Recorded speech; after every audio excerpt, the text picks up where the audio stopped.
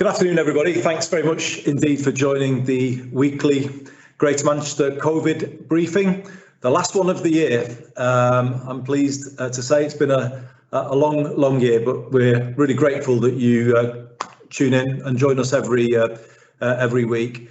I'm joined today by Baroness Beverly Hughes, and Bev and I will update on Greater Manchester Police and the HMIC report and wider policing issues in a moment. But I will start by taking you through our normal slide deck with a couple of others added in just to update you on the latest position. So hopefully you will be able to see in a moment the latest position for Greater Manchester.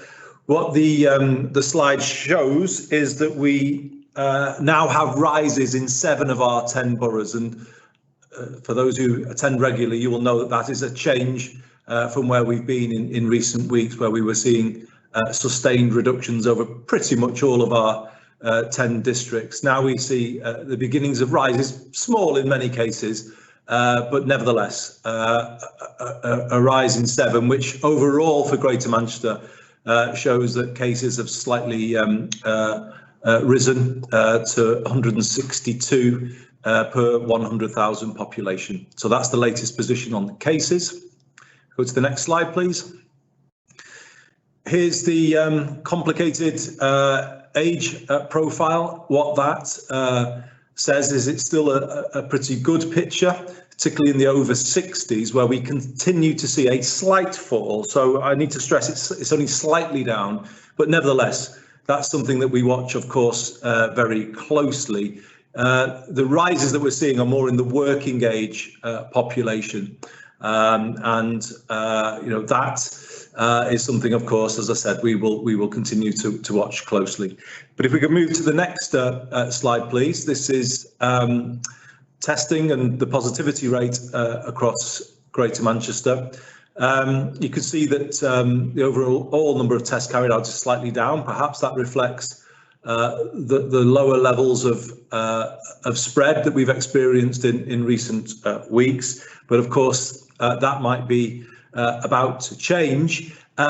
Just to stress that there is good availability of testing capacity across Greater Manchester, and one message I wanted to get through to all of our residents today is that testing sites, both fixed and mobile, will be open through the Christmas period, including Christmas Day. Watch out for slightly shorter opening hours, but it's important for me to say that sites will be open, so people will be able to get a test throughout the holiday period. And of course, for those with symptoms, we would ask that you get a test as soon as possible. If we go over to the next slide, this is an encouraging picture with regard to care homes in Greater Manchester, and particularly the number of residents showing symptoms or confirmed with a COVID diagnosis.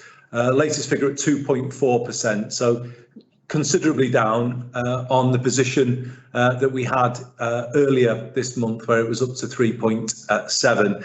And one thing just to mention, because it was briefed to the leaders of Greater Manchester this morning, we're hoping within a matter of weeks now to commence a vaccination programme within care homes, which obviously will give us some hope of keeping the figures where they currently are. So we are getting close now to being able to begin vaccination in our larger care homes, and that will hopefully further build reassurance amongst families who have a loved one in care homes in Greater Manchester. If we move to the next slide, please. Again, this is a slide which actually replicates the trend for the headline cases. What we are beginning to see again is a rise in the number of people being admitted to hospital with COVID, or also an increase in those being diagnosed in a hospital setting with the virus. So you can see at this stage a modest increase in both cases, but an increase nonetheless. And at this time of year, that's something that we do need to be cautious about. So 65 admissions in the week just ended compared to 51 the week before, 468 inpatient diagnoses compared to 468 compared to 439. And then if we look at bed occupancy, back to that slide, please. You will see, again, a slight rise in the number of patients in ITU, HDU at 94, and similarly in hospital beds more generally, 837. Worth just pointing out the percentage figure on the top line underneath the table. 68% of our HDU, ITU capacity currently occupied. So with some considerable spare there within the overall system. So next slide, please. Now, this is a table we've shown you a few times before. It is just worth dwelling on this one because it is a very changed picture. What you will see is that for Greater Manchester, we've obviously stabilised now and beginning to grow slightly. The only place still falling, Yorkshire and the Humber. But it's those two figures which you'll now know from obviously national briefings and media reports. London and the east of England recording a very different position to what they were just a matter of days ago. A huge increase in numbers there, and the southeast as well, but bigger numbers across the southwest and creeping into the West Midlands as well. And then on to the next slide, please. So we thought this was a slide that we wanted to just show you today because it very much relates to the new strain. And you will see really numbers of a kind that we've never even seen in Greater Manchester. Merthyr Tydfil at the top there with 1,300 per 100,000. But all of the others, numbers that Greater Manchester didn't get close to, even at the peak of our second wave. And I think the reason for putting this up is to say to our residents, for goodness sake, don't believe any of these stories that say this is all a hoax. These figures are very real indeed, and these represent a level of growth in the virus in the places lifted, in those top 5 places, of a scale that we haven't seen at any point during this pandemic. The same places were recording much lower numbers if you go back just a couple of weeks ago. So something is happening. It's happening in the last few days. It couldn't have been anticipated even this time last week. This represents a real change in what's happening on the ground. And, we are obviously some way from that, but I just wanted to say this today about the new strain. There is not any evidence yet that we are aware of, and when I say we, I'm talking about our public health, directors of public health and other leaders within our health system. There is not any evidence that has come to their knowledge yet that the new strain is in Greater Manchester, but what they want to emphasise is that it's safe for people to assume that it is already here or that it is about to arrive. So that needs to be people's working assumption. The opportunity we have, of course, is to anticipate what might be coming in a way that the places in the list I've just shown weren't able to do. We have the opportunity to take advantage of the knowledge that it is sure to come here to prepare ourselves and to ensure that we don't see a loss of control where spread becomes so rapid that it is out of control. And there is obviously a concern that might be happening elsewhere. So the message we wanted to emphasise today is that while the government rightly are saying at a national level that the while the strain is more infectious and spreads more quickly, the threat to the individual remains the same with regard to the risks of becoming infected. I think the point that we would want to emphasise today, while the threat to the individual may be similar or the same, the threat to the NHS is much greater from the position that we are in today, given the speed with which the virus can spread, and therefore the ability of that rapid spread to create a surge of pressure on the NHS that it might struggle to cope with. And that, I think, is the main message that we would want to stress today.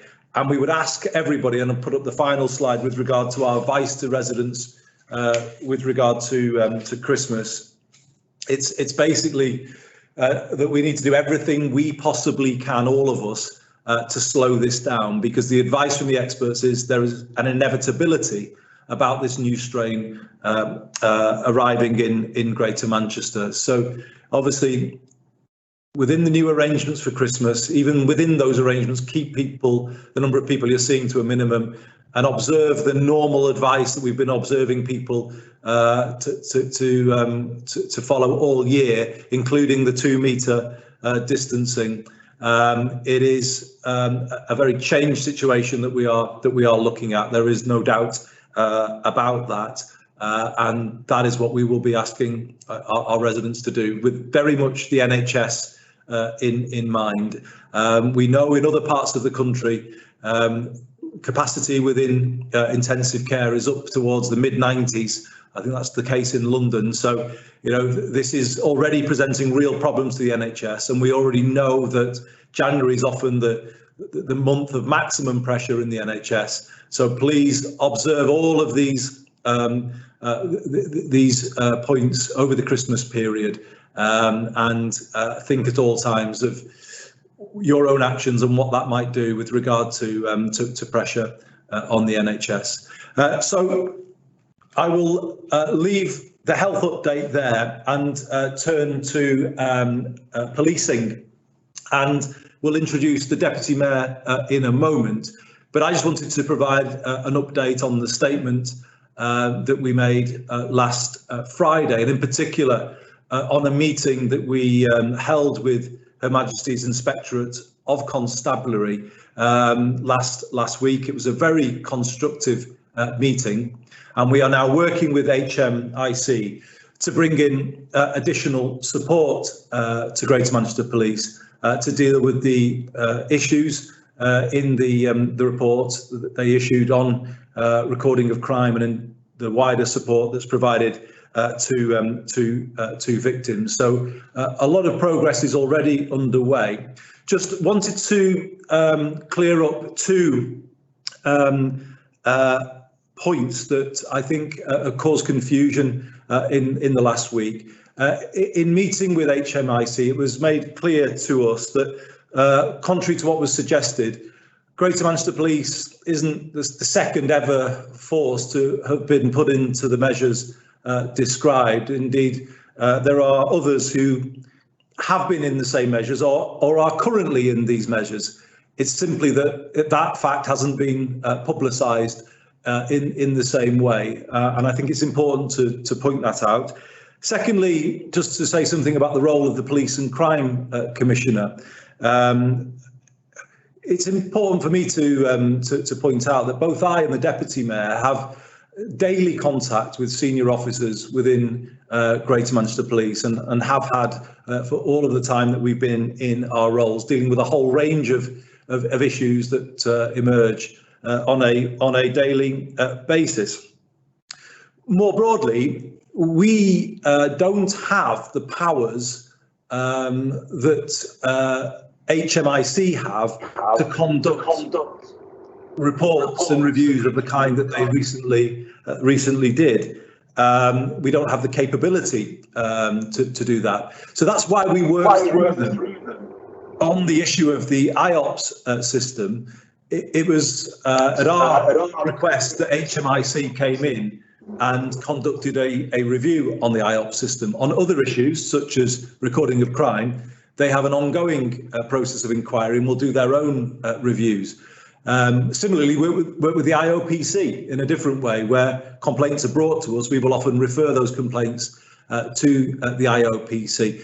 The point I'm making is both the HMIC and the IOPC very much support police and crime commissioners in fulfilling their duties to hold police forces to account. And when they come forward with evidence of failings, that is when we are empowered to act, and that is what we have done in the last few days. And just to provide a few updates, if I may, one of the things I said last week is that we would stand up as quickly as we could a support line for people who feel they did not get the correct treatment from Greater Manchester Police when recording a crime, for them to be able to call so that they would be able to correct and certainly bring to the attention of the force a mistake that may have been made. So pleased to say that that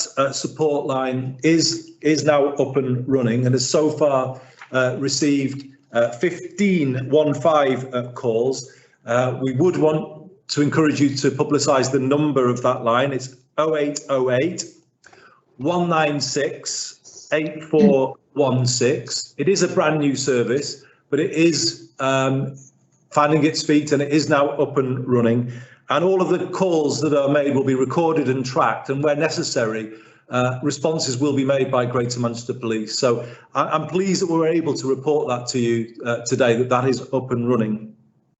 Secondly, I just wanted to say about something else that we've done, working with Greater Manchester Police. By the end of January, every sergeant and police officer in Greater Manchester will go through refresher training with regard to crime recording compliance and victim care.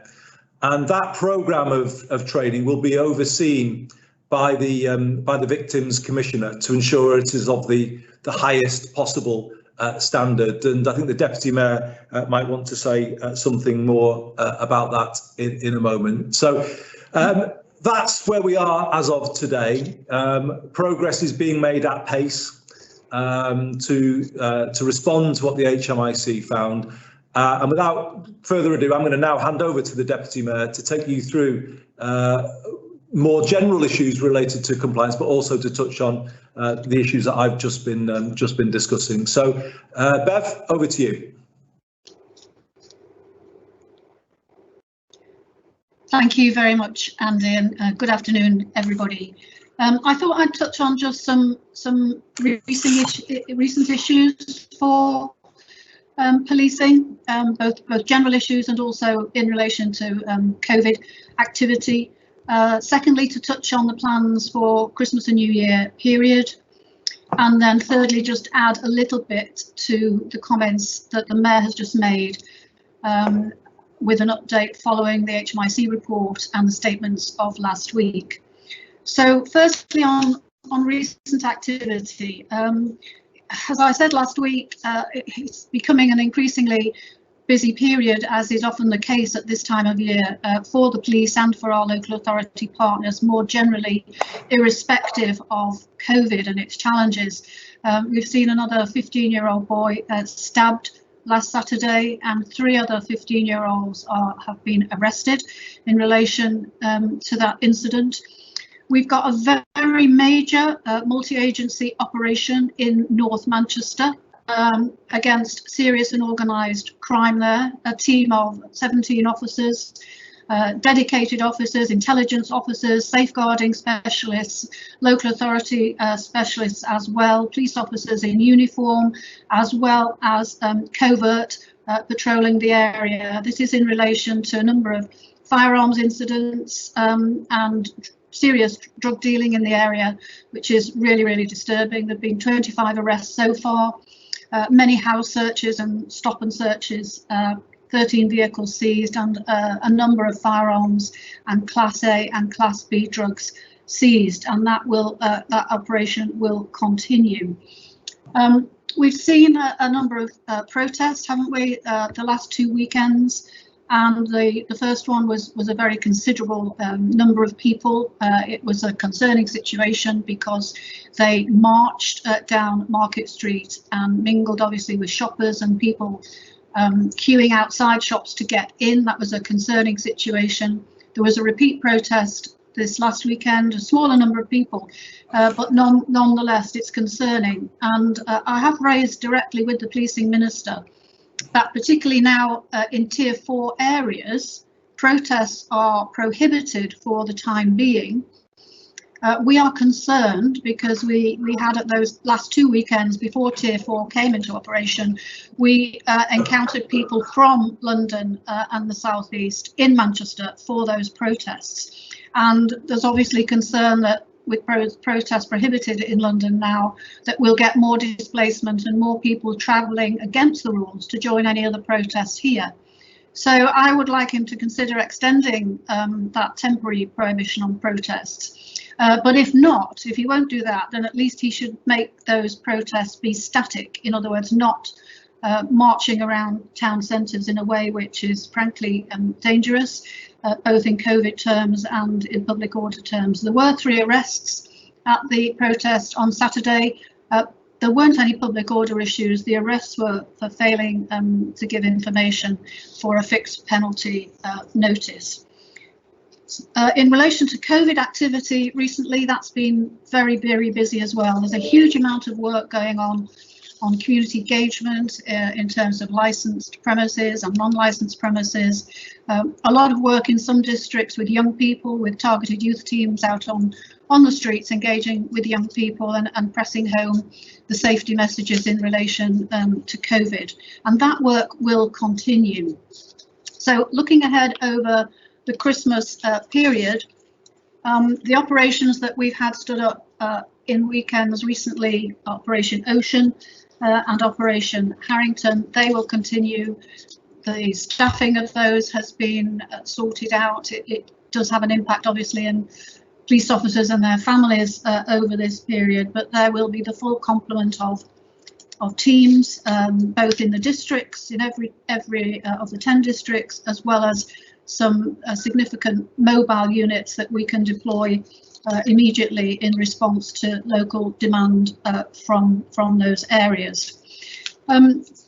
Getting some, not specific intelligence, but some concern that over this festive period we may see a return of unlicensed music events, because we know that the serious and organised crime gangs that are behind many of those events are going to want to see if they can open up the markets that are closed to them at the moment, because the nightclubs and so on are closed.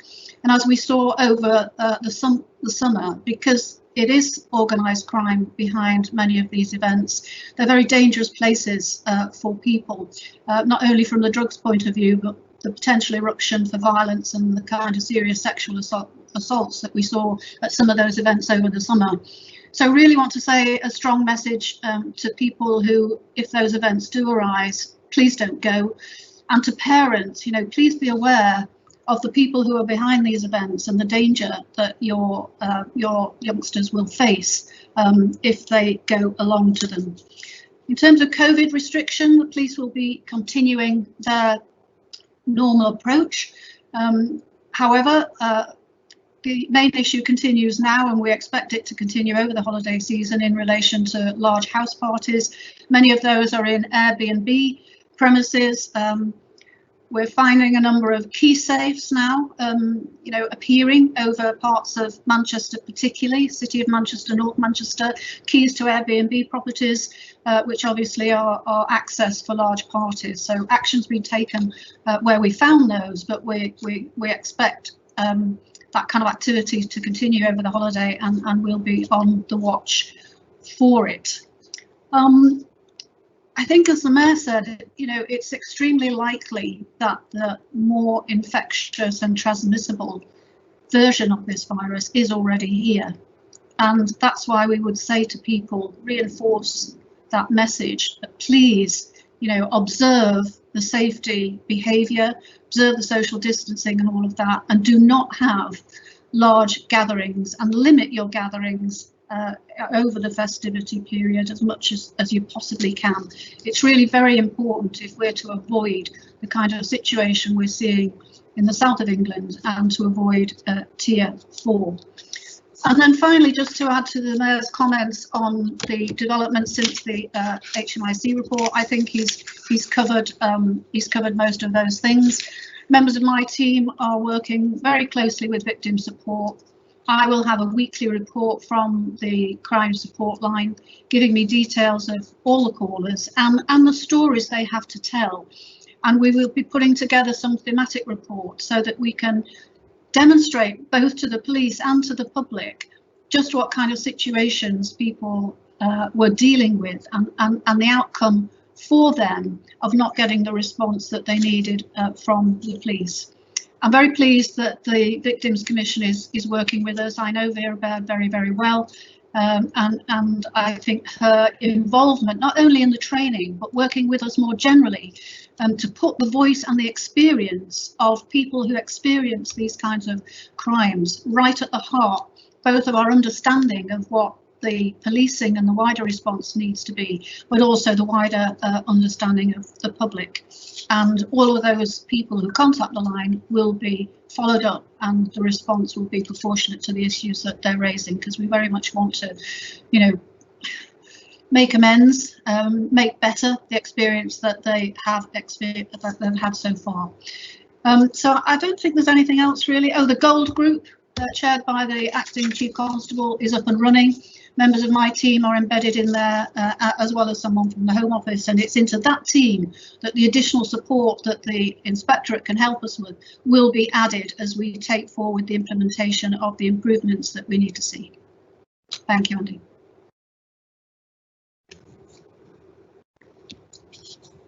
Thanks very much. Thank you, Bev.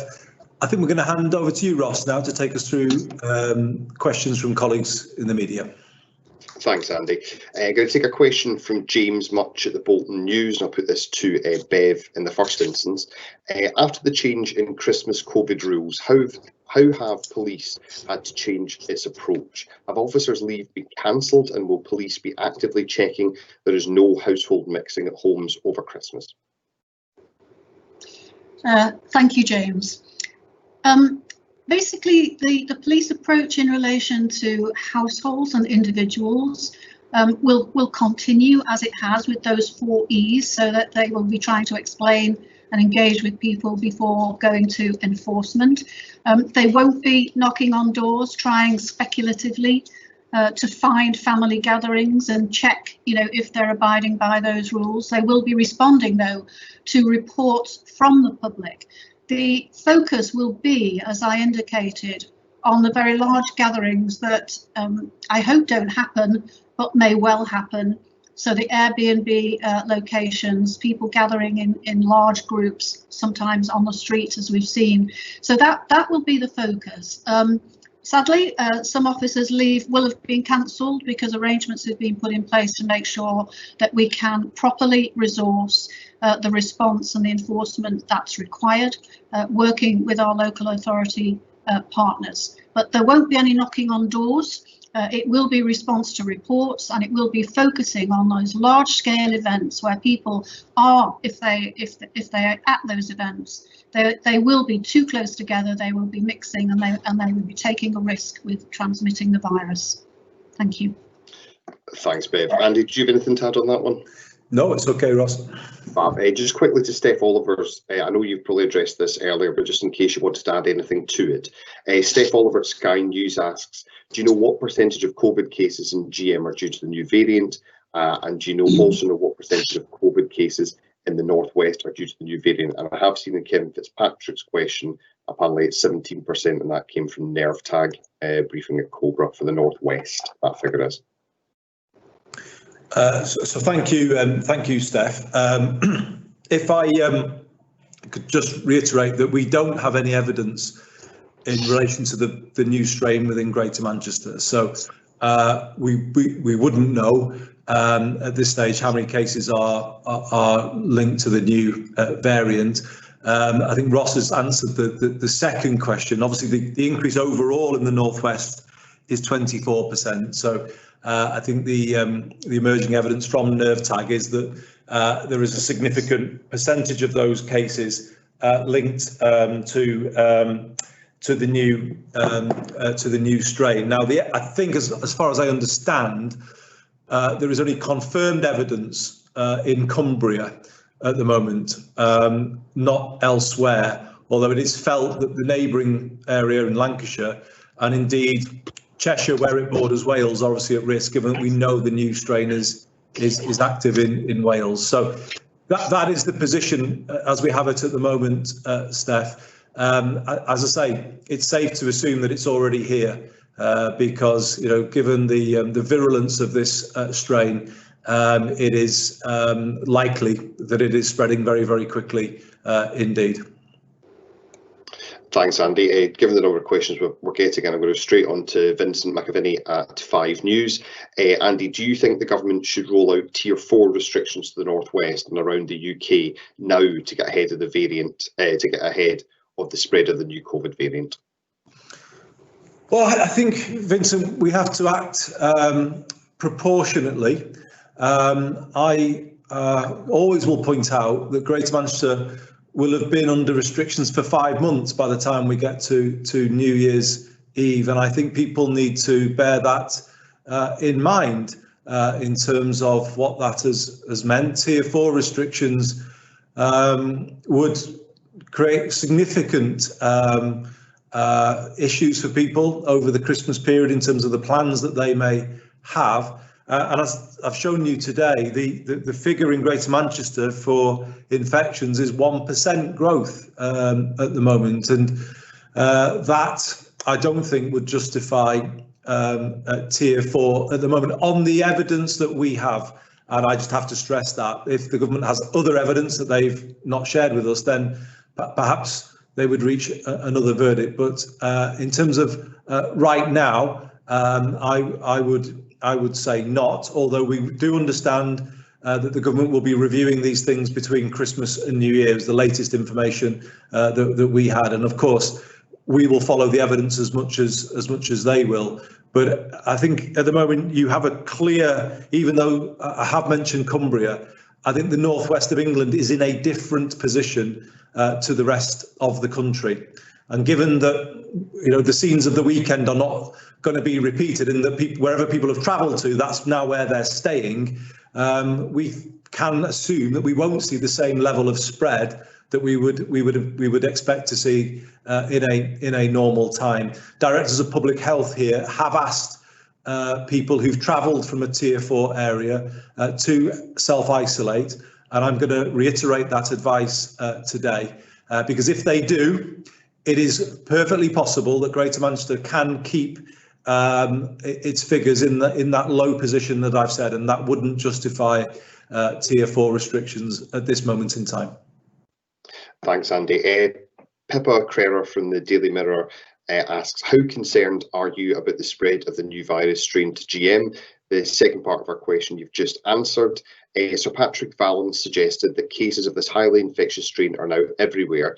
Do you think another national lockdown post-Christmas or Tier 4 across the rest of the country is inevitable? And finally, what does government need to do to support people through this? Thanks, Pippa. I'm very concerned.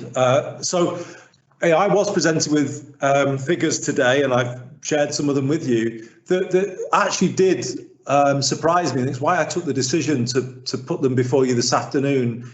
Just that list. I mean, maybe people have picked this up in other places, but when you see that list of places that you wouldn't actually expect to be the top of a list of that kind, Merthyr Tydfil, Havering, these are places that wouldn't normally feature in a list of that kind. Thurrock, 1,179 cases per 100,000. Of course, you've got to be concerned about figures at that scale. They are far higher than anything we've seen since the early part of this year. I don't necessarily think it's inevitable. I think we do have to look at what's happening and how the virus is spreading. I don't think we can think of another lockdown post-Christmas as just being something that has to happen. There's a very different picture across the country at the moment, and our experience here in Greater Manchester, Pippa, is that the virus has behaved very differently here to the position that we've seen in other parts of the country. We've had, for most of this year, stubbornly high numbers of cases that only began to fall in the late autumn period, and now we are down at a lower position, a significantly lower position than the rest of the country. Of course, we will remain very vigilant, and I certainly wouldn't rule out the need for a new national lockdown, given the rises that we're seeing elsewhere. So it's why we're giving out that very firm advice today. The risk is to the National Health Service as we go into January. That's a very clear message that was coming from our meeting this morning. We're seeing intensive care close to capacity in parts of the country already. And I think all of us owe it to people working in the NHS to scale back our Christmas plans and think very carefully about the risks that we may be presenting to the NHS if we don't change things over the coming period. Thanks, Andy. Tom Dambach at Hits Radio asks, Andy, you've previously set out that you believe schools will struggle after Christmas. In light of the spread of the new variant, do you agree with calls from some scientists to close schools in January to prevent more transmission? I think it's a similar answer to the one I gave to Pippa, Tom, which is I wouldn't rule these things out, but I think given what people have lived through here, I don't think you kind of jump to it as an inevitability. We know kids in Greater Manchester have spent more time out of school than they have in other parts of the country. So I think the view of the leaders here is you don't just kind of rush to shut schools. It will be done if it really is necessary to do it. So we will keep these matters under close review. And though it wasn't the best news for me to impart to the 10 leaders today, we are going to be holding a Greater Manchester COVID Emergency Committee meeting a week today between Christmas and New Year. And I think, if I might, Ross, I just want to say something else in response to Pippa and Tom, because it's something that I said to the committee this morning, and I'm afraid it's a difficult thing to say, but it is the truth. We might just be facing now the most dangerous moment of this whole pandemic. And the risk is, of course, we're facing it at a time when normally we're all thinking about closing down, switching off, taking a break, collapsing for a few days and not thinking about things too much. I don't think we're in that position this year. Well, I don't think we're not in that position because, as we can see, there are real risks out there. So we don't rule anything out, but we don't necessarily just say at this point, yes, give us more restrictions, because Greater Manchester is still today in a very different position to other parts of England. But we will remain vigilant over the Christmas period. We will be meeting between Christmas and New Year, as I know the government will be doing. And we will, of course, always do what is necessary to protect people's health and the NHS. Thanks, Andy. Adam at the Jewish Telegraph asks, they've spoken to a doctor on the front line this morning who's called for action to be taken to combat anti-vaxxers and false information which is being published in the more orthodox areas of Manchester's Jewish community. How do you plan to do this, as such information could cause more unnecessary deaths? Well, thank you, Adam, and thank you for joining the briefing today.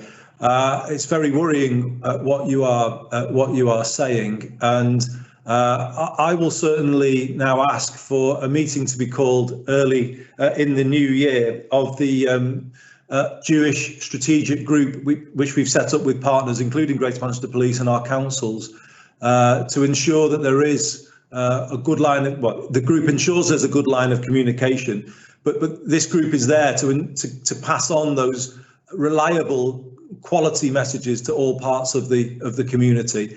And I think if you were able to to pass to us any evidence that you have of the activity that the anti-vax lobby are putting around, then we will use that to alert the community to the false nature of those messages and replace them with reliable, authoritative messages that the community, all sections of the community, can trust. Thanks, Andy. A question from Tim Houghton. I don't know what publication he's from, but you might have answered the first two parts of the question, but the final part is new. With the new COVID strain found across the country, has it been found in Manchester? Cases now rising in many areas. Do you have fears GM will be put into Tier 4? And what would that mean for the region? And the final part of the question, are you now satisfied that the region's business have had enough support from government? That's Tim Houghton. Tom, I think, isn't it? Thank you, Tom.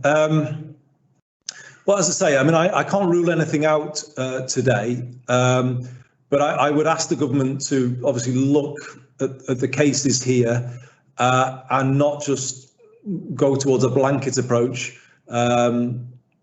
given the differential position that different regions are in. But I'm not ruling out that we might need to take more decisive action later down the line. With regard to support, I think there is still a concern that, well, there is certainly a big concern about lack of business support, particularly within the hospitality sector. So the answer is no.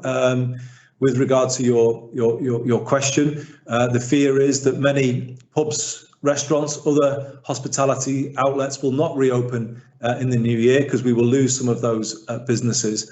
But more broadly, I think there's a feeling that the supply chain to those businesses have not been properly supported. We've seen figures from our economic team today that suggest there are more businesses close to collapse and a growing number of business failures. So it's a very serious position indeed, and Tier 4, of course, will create much greater challenges for businesses in Greater Manchester, and that is why I'm saying we would not want to be put in Tier 4 unless it was strictly necessary, and that was the message I was giving, of course, in answer to the previous questions. One issue that we really think still isn't dealt with is support for people to self-isolate. So we have the message going out nationally and regionally that more people may need to self-isolate, but we still don't have a system in place that promptly supports people to self-isolate, particularly if they would be without their wages for the period of self-isolation. And that remains a gap in our armour that we've pointed out so many times this year, and it still hasn't been filled. And that is an issue that urgently needs to be corrected as we go through this period into January. Thanks, Andy. A question for Bev from Amy Walker at The Guardian. Is tier hopping becoming an issue for police in Greater Manchester? North Yorkshire Police have said they've handed out more than 160 fines to people visiting hospitality venues in York from Tier 3 over the weekend. Are people also leaving Greater Manchester to visit hospitality venues in nearby Tier 2 areas like Liverpool or Cheshire? And are you able to provide figures for the number of fines issued to residents in GM for visiting areas in lower tiers?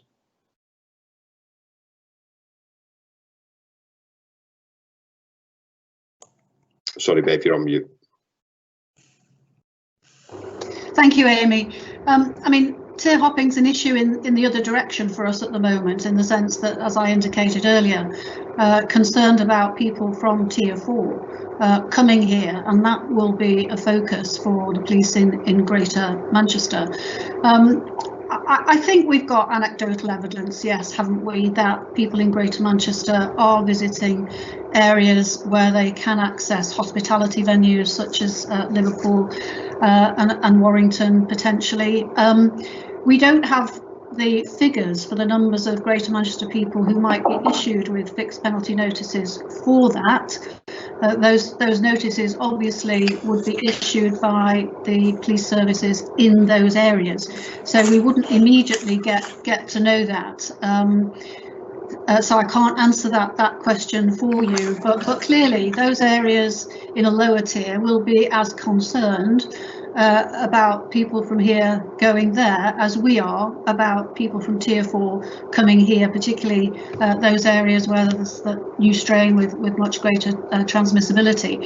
So, I think it's really important that as we face the prospect of, as Andy's outlined, of this strain spreading to other areas now rapidly, I think everybody needs to really restrict their activities, restrict their social contact, and be mindful of mitigating that risk as far as we possibly can. Thanks, Bev. Andy, Kim Fitzpatrick at Radio Manchester asks, we'll just take the second part because you've answered the first part before. Reports that local authorities in the North East are expecting a gold meeting today to conclude that more areas are going into Tier 4. Are you aware of that, and are you expecting GM to go into Tier 4? Thanks, Kevin. Just to say a little more on your first part of your question, because it's obviously come up a couple of times before.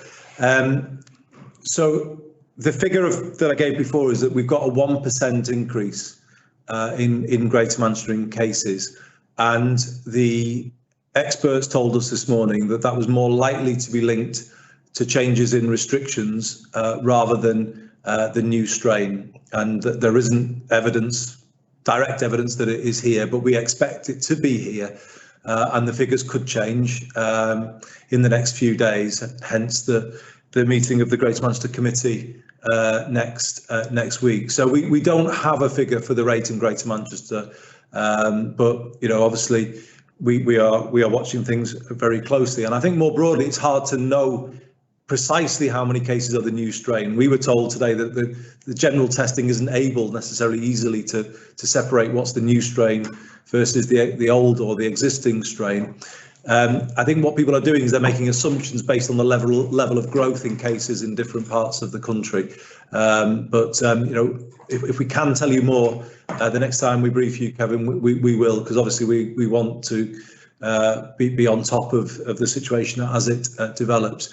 On the suggestion that there is a gold meeting today, it isn't what we were told at our meeting. Now, we may not have the most up-to-date information, but what we were told was there was a government meeting scheduled for the 28th of December, and that further decisions will be made at that point around tiers. Now, whether that is different for different parts of the country, I don't know, because obviously the North East are recording a higher level of growth than Yorkshire and also than Greater Manchester, so they're at 12%. Not as much as the Northwest overall, although, as I've said, we think the growth is linked to Cumbria at the moment. So the answer to your question is we are not aware of that meeting today, but we are aware that things may be changing very quickly down in government circles.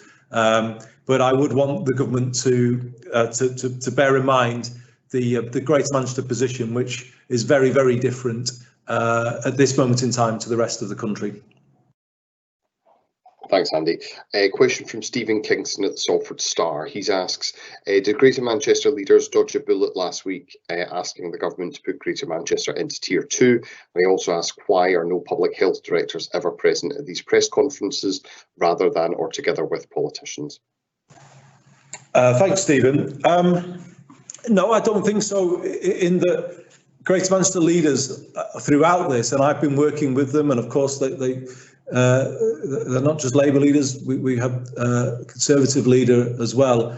I've been so impressed by their determination to stick to the evidence at every point through this, and I can vouch for them in having witnessed that. And last week we were not presented any evidence of a new strain. It wasn't even in people's thinking at all. And actually, as I think I said before to this briefing, I personally don't think there is a great deal of difference between the current Tier 2 and Tier 3, because what might be gained from an extra closure of hospitality in Tier 3 is lost by an extra incentive, if you like, for more gatherings in the home. I think in both cases, to allow full opening of non-essential retail, personally, I believe that has played a role in the growth in cases throughout December in other parts of the country. So I think both tiers 2 and 3 are flawed. I'd said that before. I also said at the beginning that I felt the 5 days arrangements for Christmas were flawed. So we can only call this as we see it as we go along. And the reality is that Greater Manchester is still in a position today that is decidedly different to the rest of the country, with a flat position with regard to cases, 1% growth. Of course, that could change very rapidly given what we now know, given the way things have developed over the last week.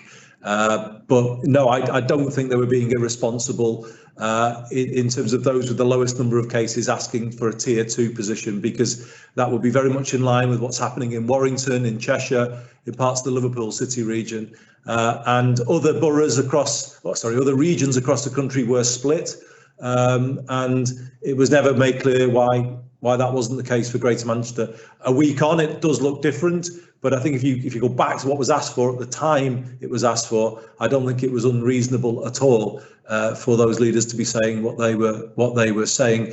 Why are no public health directors present? Well, they were actually in the early days, but obviously they make some of their own statements to the media and do so independently, and they did that yesterday, and that was widely reported. The statement of the 10 directors of public health across Greater Manchester. Thanks, Andy.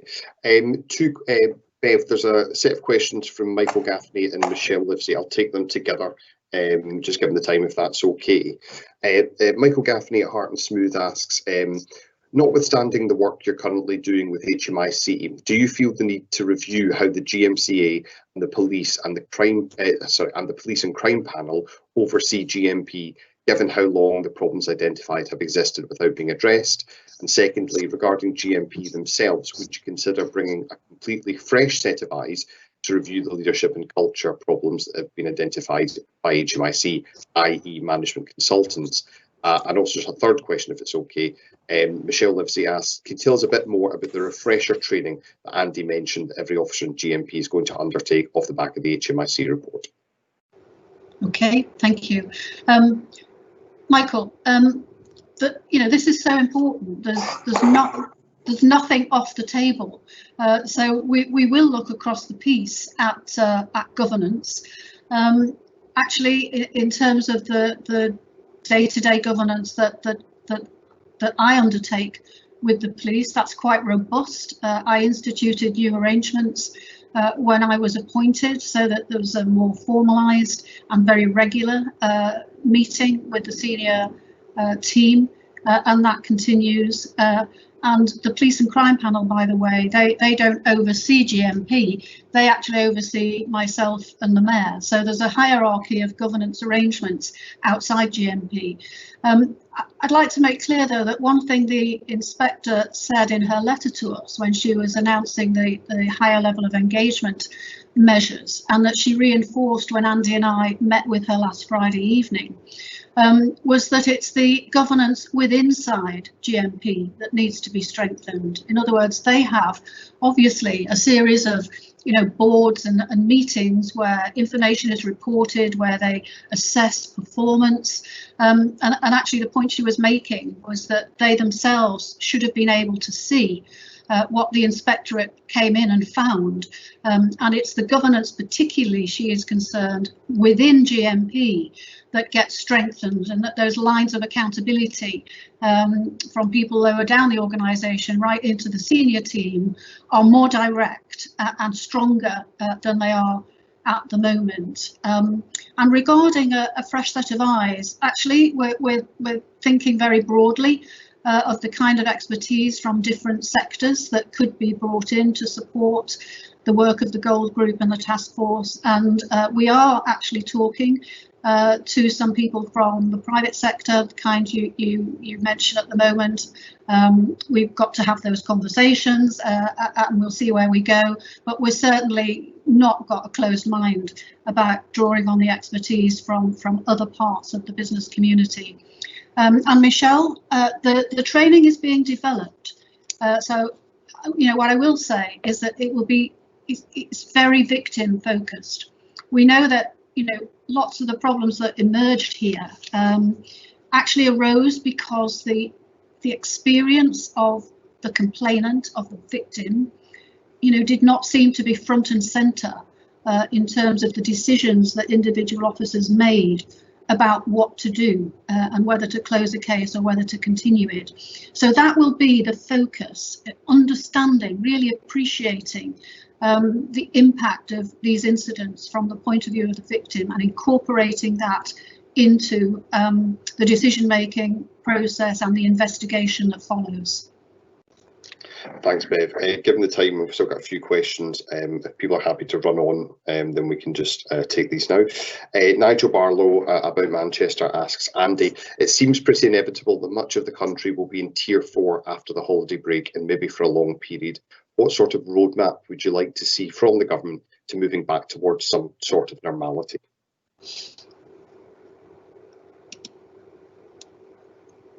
Sorry, Andy, you're on mute.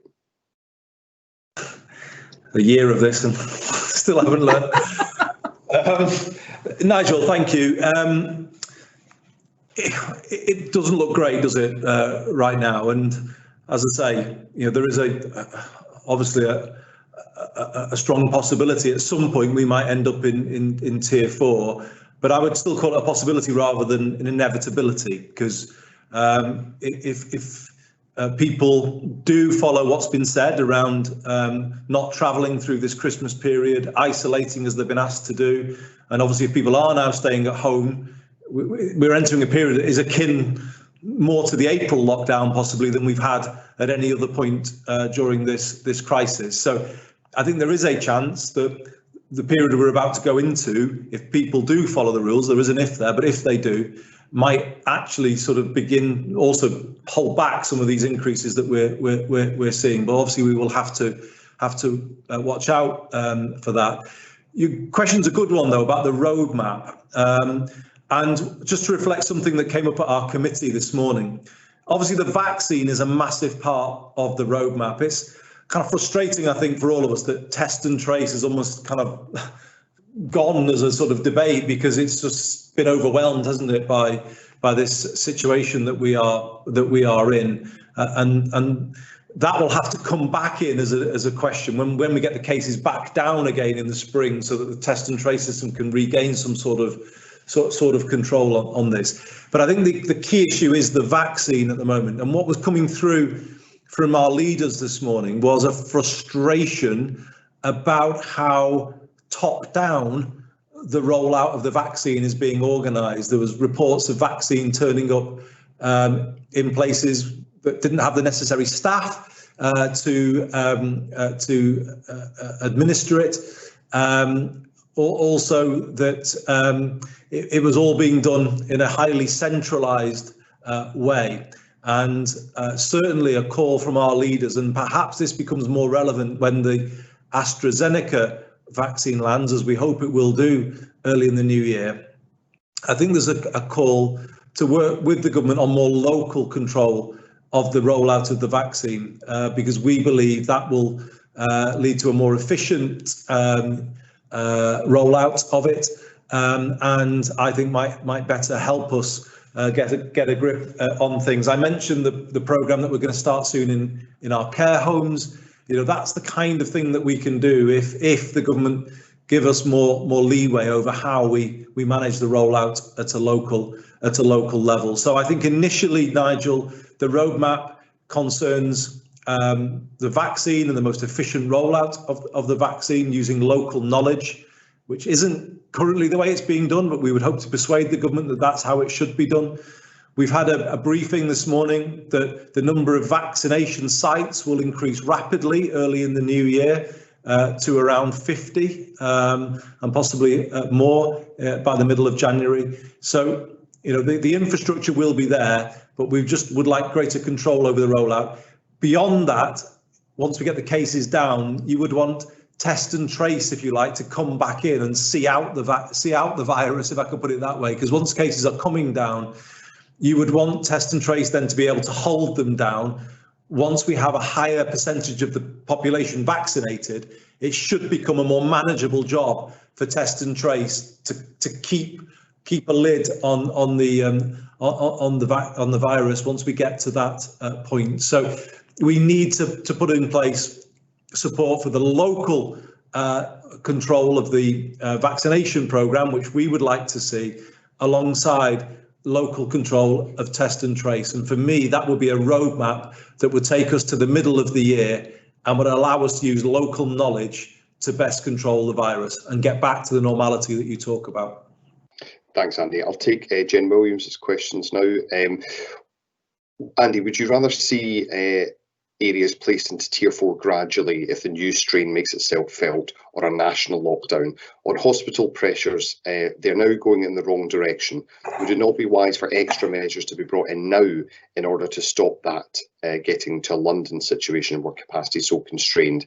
And just finally, at the bottom, Jen, just snuck one last one in before the deadline.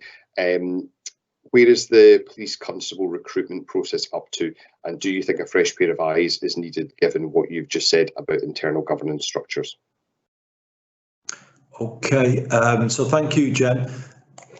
In many ways, both of your questions, I think it's about the evidence and about how things develop from here, because I just don't think anybody's in a position to predict what will happen in Greater Manchester over the next few days. I think there is a possibility, you could say a strong possibility, that in the end we will follow what we're seeing in other parts of the country.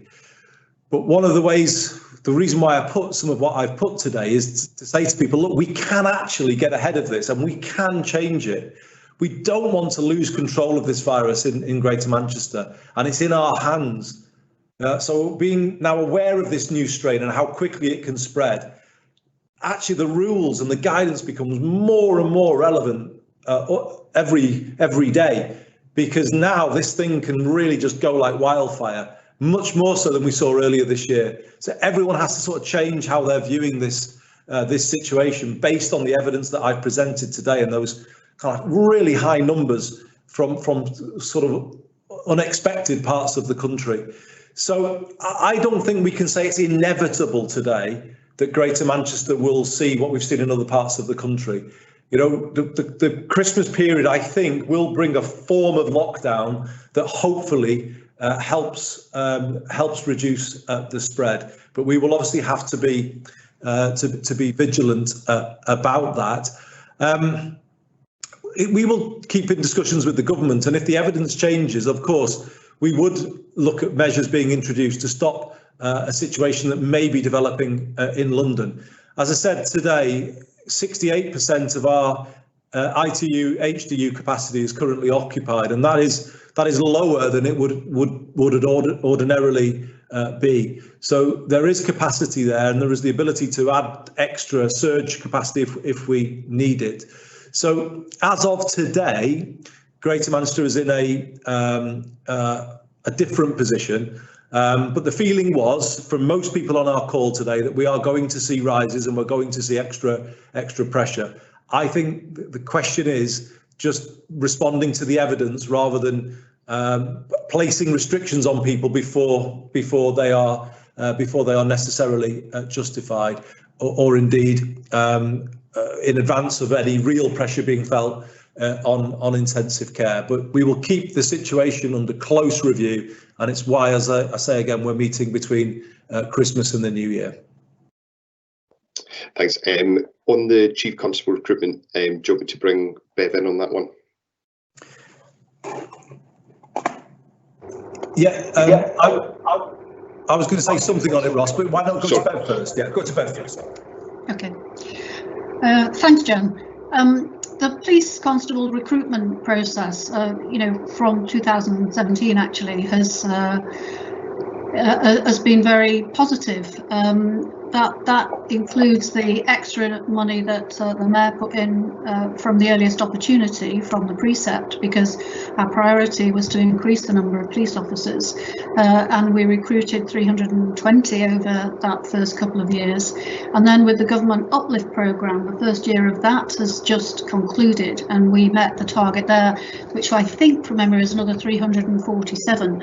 So we've got nearly 700 extra police officers over that time, and you know, that is good, excellent, but it presents its own challenges, because it means we've got a lot of newly recruited and relatively inexperienced officers doing a lot of the frontline work, and that's something that, you know, we are addressing, and very clear that we need to address. It has lots of implications in terms of the training that they need to continue to get once they're recruited, the supervision, the degree of supervision that they get during their work, and we have to make sure that that is in place. As a fresh pair of eyes, I think you know, we will get that from a number of people involved with the process that we're in now, in terms of the HNIC report and the implementation of those recommendations. But recognising, you know, I think what's implicit in your question, it isn't just about fixing a process here. It's partly that, but it has wider implications for the culture and the leadership of the organisation, and that includes looking at those governance structures, not just in relation to crime recording, but across the piece. Thanks, Andy. I'll bring you back in on that one. Now, I've just reread your question, Janet. I think, is it the Chief Constable recruitment process that you were asking about rather than Police Constable? I'm guessing it is. Oh, right. So, it says Police Constable. Yeah. It does, but we can. What Bev's just said is very relevant with regard to where we're up to on frontline recruitment. With the Chief Constable process, obviously, what we want to do is focus very much at this moment in time on working with the HMIC, particularly with regard to their milestones coming up towards their 6-month review. So that's our immediate focus, and we're working through that with them at the moment. And I think, you know, it's really encouraging actually what's happened in the last in the last week, and the constructive discussion we had with them. So we will come back to the Chief Constable recruitment process in the new year. I don't think we make any assumptions yet in terms of what that person will need to be. We're very grateful to Ian Pilling for stepping up and for giving the organisation the stability it needs.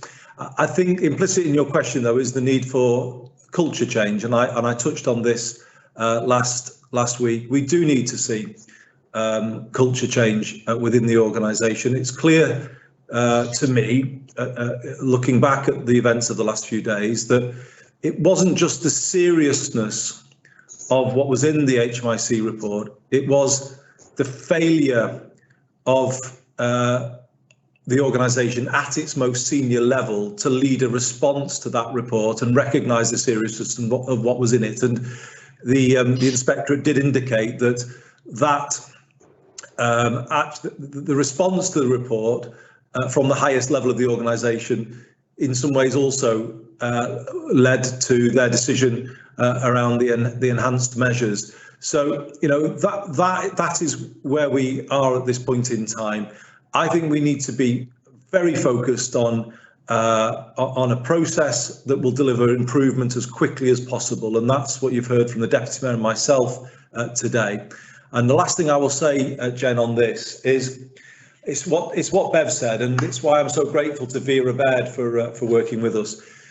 The new culture I'm speaking of needs to be all about service to the public, and particularly the way we support victims of crime. And in many ways, we have to get back to that as our starting point for everything that follows. And you know, I speak as somebody with long experience of Greater Manchester Police as a constituency MP, and I've heard it from some of our members of Parliament today that often they can pick up cases where that experience isn't right for people from the outset, and it shouldn't be the case that councillors or MPs have to go around to get the service that people need. That should be provided at the first port of call. That's what we want to achieve. Supporting victims culture at the very heart of the whole operation, and that's the new culture I want to see, alongside it being a more open culture about learning from mistakes, because mistakes will inevitably be made, but being open about them, learning from them.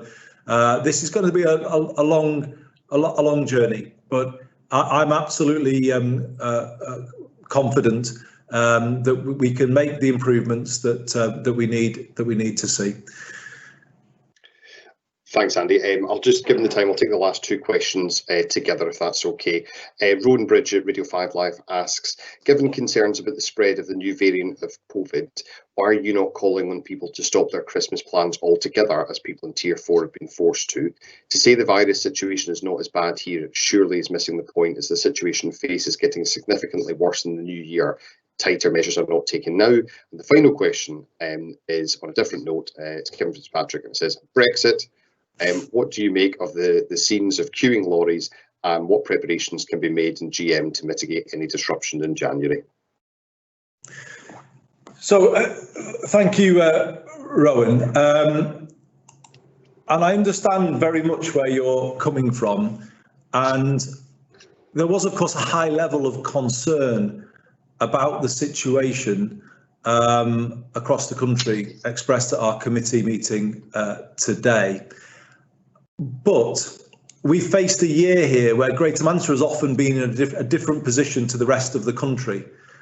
And we've faced extra measures because we were in a different position to the rest of the country.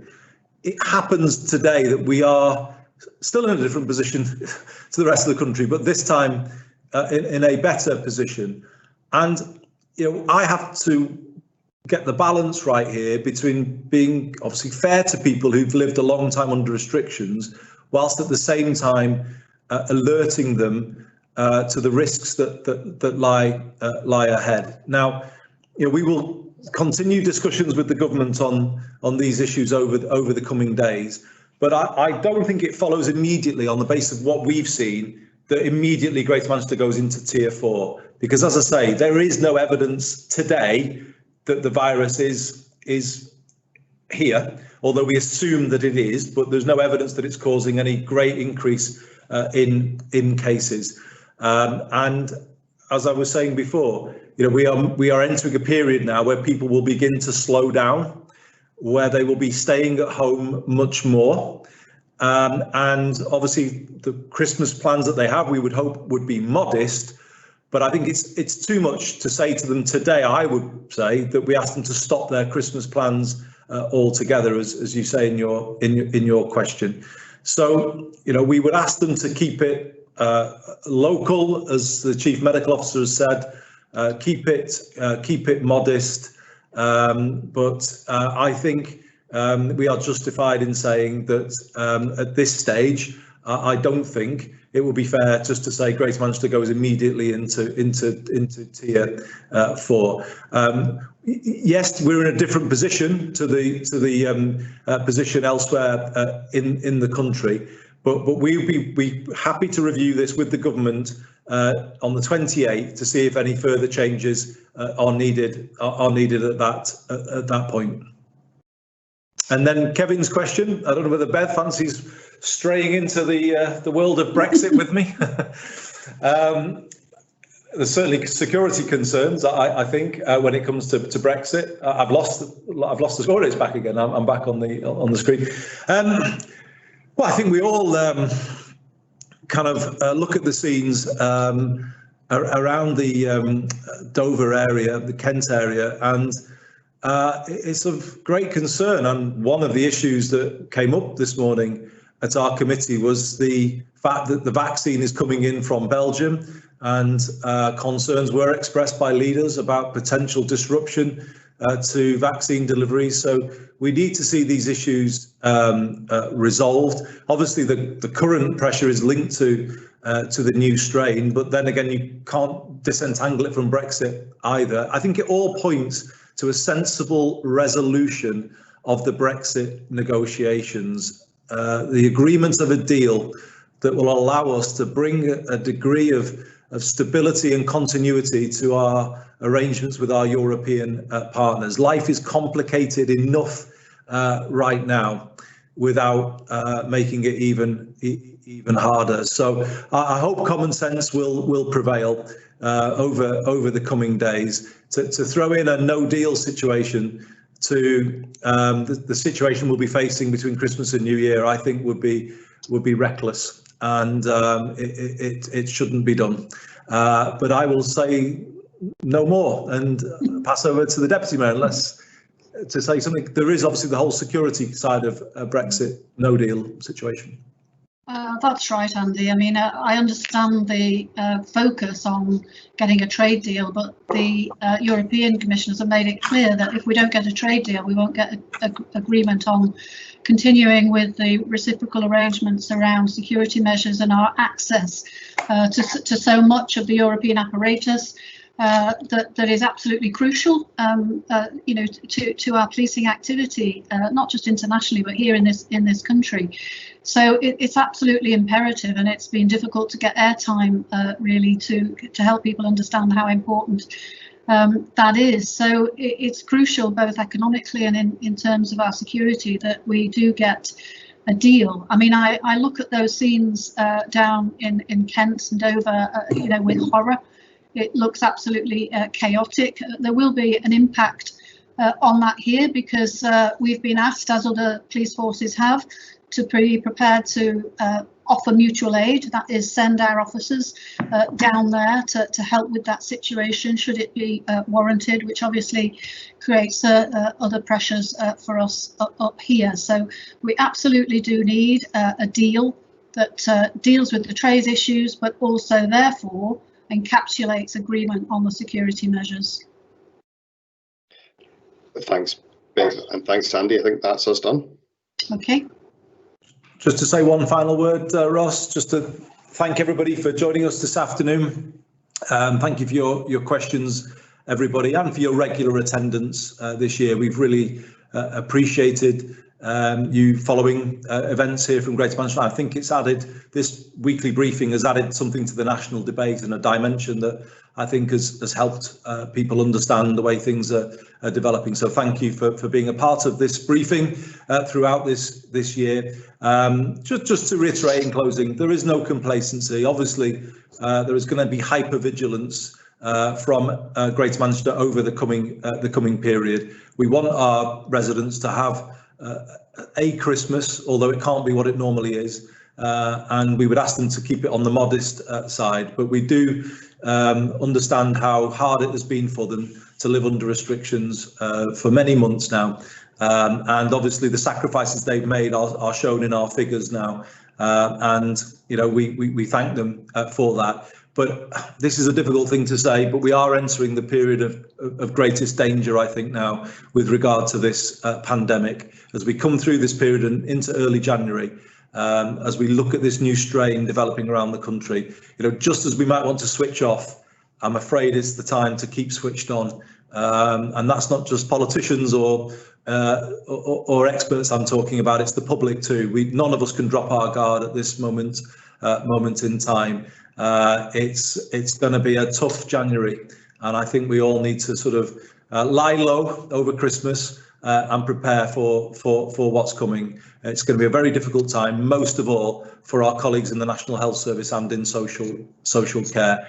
You know, while this virus, as I said at the start, may pose no extra risks from a health point of view in terms of its severity, in terms of risks to life, it certainly poses much greater risk to the NHS and the risk of it being overwhelmed, given the growth in the number of cases over a short period of time. So please, everybody, remember that. Take good care of yourself and each other. And through colleagues in the media, just to say a very, very happy Christmas to all of our residents in Greater Manchester. And here's to a better 2021 for everybody. Thank you everyone for joining us. Thank you.